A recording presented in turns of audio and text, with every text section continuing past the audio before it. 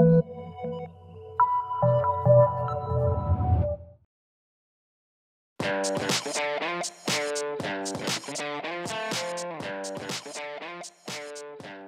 I'm Thomas Schulenberg, a weekend editor with Joystiq.com, and my favorite game from the past decade is Super Mario Galaxy 2. Video games can do a lot of amazing things, but entertainment was the sole thing that kept me glued to Super Mario Bros. 3 as a kid until I could finally learn how to clear a gap. Now, I've had a lot of great experiences with gaming since then, but playing through Super Mario Galaxy 2 felt like the most basic return to what brought me into video games in the first place, and that is just the idea of having fun. But with the first Super Mario Galaxy, it feels like the team had plenty of time to introduce people to twisting camera angles and the whole multi-planet take on platforming. So with Super Mario Galaxy 2, it feels like the team just went in with anything goes, let's just try all the crazy stuff we ever wanted to do. As a result, it feels more bizarre and more unpredictable and more completely engaging on all fronts.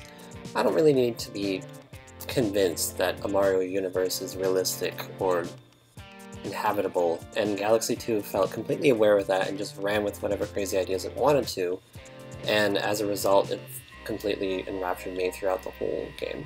And it's kind of the same story with Galaxy 2's power-ups too. You had Yoshi downing dash peppers to run on walls for 10-15 seconds at a time. You could also turn it into a path-revealing flashlight, which was weird but still awesome. You had Mario using rock mushrooms to turn into like a bowling ball-esque boulder to just mow over anything in his path. And there's not a ton of items in Galaxy 2, it doesn't feel like an endless toolbox, but the way that they're integrated into the level design really keeps up this sense of variety that was so prevalent in Super Mario Bros. 3. And it makes it just, yeah, you're used to the platforming and you're used to the mechanics a third of the way through, certainly halfway through the game, but the worlds and how they come together with what you're being tasked to do is so interesting that it just stays captivating.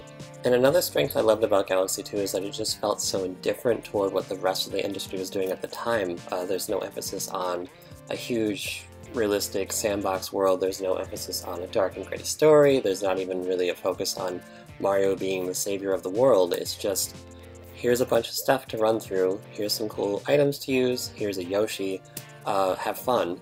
And as a result it felt consistently engaging, unpredictable in its weirdness, and just a great solid return to why I started playing video games in the first place, which is just to have fun. And that's why it's still so easy for me to return to this day, years after its release.